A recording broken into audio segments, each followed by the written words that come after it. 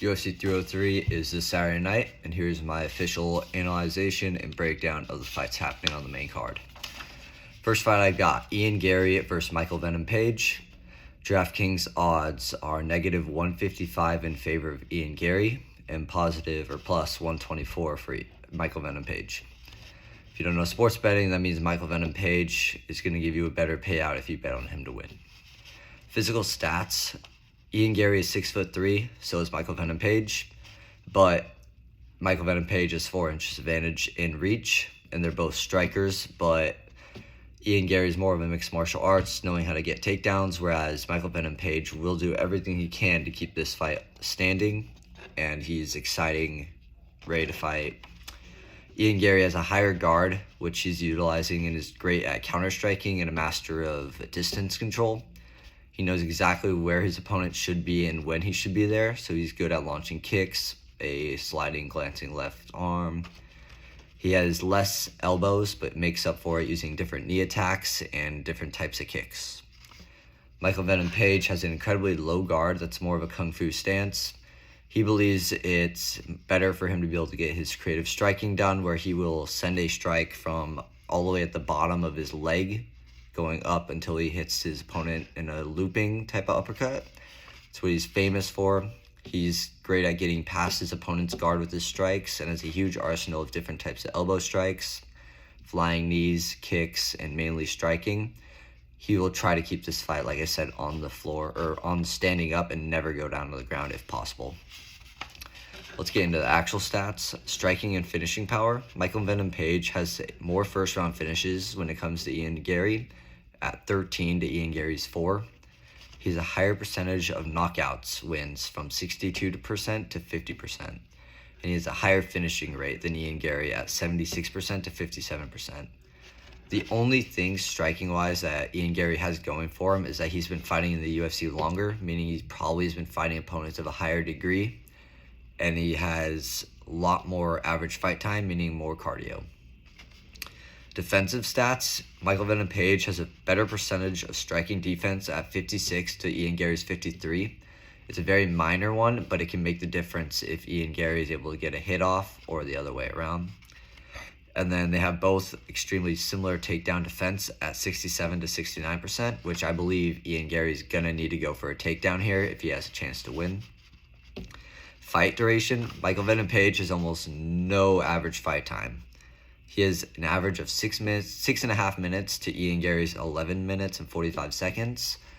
Yet he went the full distance with Kevin Holland, meaning it's already higher than his average, which he came in with like a 30-second average. He has an extreme tendency to get the first round finishes, and like I said, he's been fighting people in Bellator, which means anyone that wants to fight really is allowed in there. He hasn't been going against the same degree of skill level that Ian Machado Gary has been going against. On to offensive takedowns. Ian Gary has a higher takedown accuracy, 75% to 25%. I believe that Ian Gary's only way of winning, like I said, is go to the ground and attempt to get the submission or ground and pound finish, or just dominate him on the ground with control time. But Michael Venom Page even dared Kevin Holland in his UFC debut to go for a takedown because he said he had a knee waiting for him. This Michael Venom Page is creative. He has those flying knees, so you got to be careful if you're Ian Gary. Ian Gary does land more significant strikes per minute at 6.27 compared to the 3.14 from MVP, meaning he can possibly get the judge's favor and drown Michael Venom Page with strikes.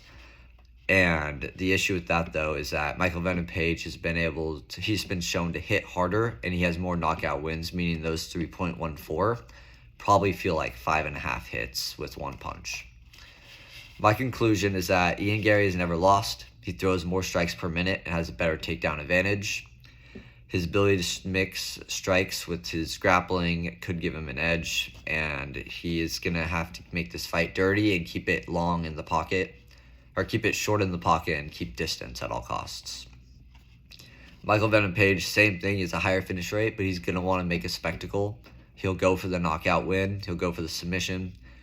More first-round finishes and slightly better striking accuracy. I'd say that this fight, if it goes past the second round, Ian Gary will win. Otherwise, give me Michael Venom Page by knockout or submission. think that's fair. The next fight is between Bueno Silva and Macy Chiasson. I'll admit I didn't do much research on this one. I did stats, that's it. I didn't care to watch these women fight. Silva has a higher submission rate at 70% and a solid finishing rate at 80%. Macy Chiasson is more balanced with a 30% knockout and a 30% submission and a 60% finish rate. And Silva lands more strikes by 0.3, so really nothing. And like I said, higher finish rate. The only advantage Macy's going into this fight with is a higher reach by like 7 inches. And this is going to help her in the striking exchange, but I believe this fight will go to the ground. Give me... So I don't believe that Bueno Silva has a solid finishing ability. She's shown to be finicky and not able to get the finish on her opponents. She's had a rough last few fights, so give me Macy Chiasson to win the main line. That's it. I'm not doing submission, knockout, or anything. That's all you guys. And I meant to tell you the odds for that fight. My bad. -110, solid even for both of them. Third fight is between Anthony Smith and Roman Dolidze. The odds for that are Anthony Smith at +120, so underdog, and Dolidze at -142. The striking, grappling, and submission advantage all goes over to Anthony Smith. He has more experience, 21 solid first-round finishes to Roman Dolidze 7, and more of a balanced winning method from 50% knockout and 39 submission, whereas Dolidze has a solid knockout wins advantage percentage of 58-50, but he's never been finished by a submission or knockout, meaning he has a strong chin, cardio is great, and durability is high. Dolidze has a better striking defense, 51-47, but Smith has a better takedown percent, 49-33. Dolidze is going to have a higher takedown accuracy, but that's because Anthony Smith is better at knocking his opponents over and then going for a sub quickly, or just letting his opponents be stupid and fall into a guillotine, which he did against Vitor Petrino a few months ago. Smith has a higher striking advantage, meaning he's going to want to stay on the feet unless he gets an easy submission attempt, and he throws more and lands more significant strikes than Roman Dolidze will, overall speaking. Give me Anthony Smith for my main prediction by knockout or submission. I think that's what's going to happen unless Roman gets a lucky punch, which can happen to literally anyone. The co-main event for this UFC 303 event in Vegas is between Diego Lopez and Brian Ortega. This is at featherweight, Volkanovski and Ilia Topuria's division, Max Holloway's division. Brian Ortega has faced both and lost to both. Now, hear me out. I'm extremely biased to Diego Lopez. The odds are -142 for Lopez, meaning odds want him to win as well, and +120 for Brian Ortega.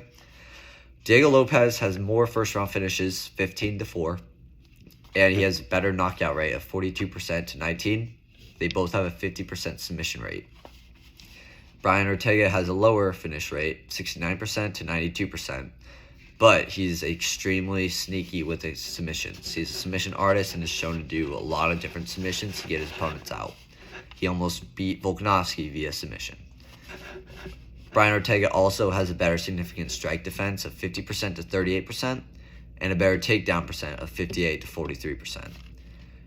Brian Ortega, meaning he has more 5-round and 3-round experiences and a longer average fight time of 12 minutes, almost 13 to 6.5 for Diego, which gives him more experience, which we already knew. He's a veteran in this fight game. And Brian Ortega lands more significant strikes at 4.07 to 3.22, indicating he has more volume and he can possibly drown Diego Lopez to get a win by a decision. Based on purely the stats, though, Diego Lopez has a higher finishing rate, more first-round finishes, and he has different knockout and submission, meaning he's more of a balanced fighter rather than Diego Lopez or Brian Ortega with just his submission game. But he has a lower defensive stat, meaning he's vulnerable to striking and such. Brian Ortega has better defensive stats, more experience, and a more submission threat, meaning that if this fight goes to the ground, he will hold the advantage over Diego Lopez. I believe it's going to depend on whether Diego Lopez can get Brian Ortega out in the first round. If he can, then he will get the win. If he can do enough damage to hurt him, then he'll get a second round finish, guaranteed. My official prediction is going to be Diego Lopez by finish, knockout, or submission. Alex Pereira versus Yuri Prochazka, the main event for UFC 303. The odds are -142 Pereira, and they're -120 Yuri Prochazka, meaning very equal money for the most part. Their odds are not that good. Here are the physical stats of these people. Yuri, when he fights, keeps a low guard. His hands are at his hips, similar to Michael Venom Page's. This allows him to get creative and random surprise attacks, but it also allows him to get hit more. Alex Pereira's main strategy of his fights is that he depends on getting leg kicks on his opponent so that they don't have anything to stand on. They lose their mobility and their power in their legs and their punches. And Yuri Prochazka never checks his leg kicks, meaning in their first fight when Alex Pereira hit him with 7, Yuri could barely move at the end of it, and he got knocked down this early second round, I'm pretty sure. Alex Pereira is going to prefer to do counter shots with an extremely high guard, and this is going to make it dangerous for Yuri, who's constantly going to be applying pressure, which means he can get a hit on him, but Alex Pereira might just slip and throw a left hook and knock him out again, which is exactly what happened the first time.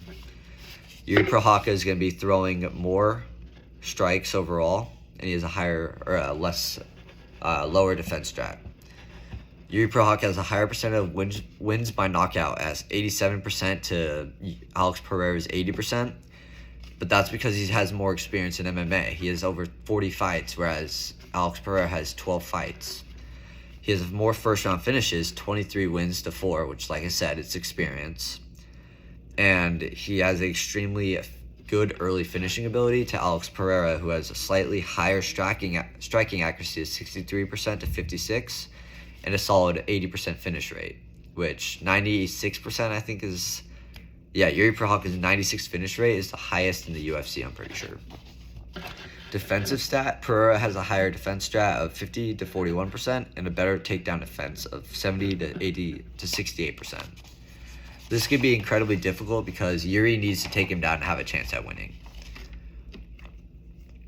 I don't even need the rest of these. If Yuri Prochazka does not take down Alex Pereira, he will not win this fight. He needs to make it dirty, get in the clinch, and throw or trip Alex Pereira to the floor and go for the submission, because Alex Pereira does not have any takedown accuracy, defense, or takedown or grappling skills. This is a tough one to gauge because Alex Pereira is currently 0-1 in rematches, which was proven when he went against Israel Adesanya in their second fight. And I think that's going to play a big role in this. I'm still going to say give me Alex Pereira to win by knockout. But if you want to place a safer bet, do this fight to not go the distance, because there's no way it does. Let me know below, as always, if you plan on telling me in my picks and who you're picking to win these fights.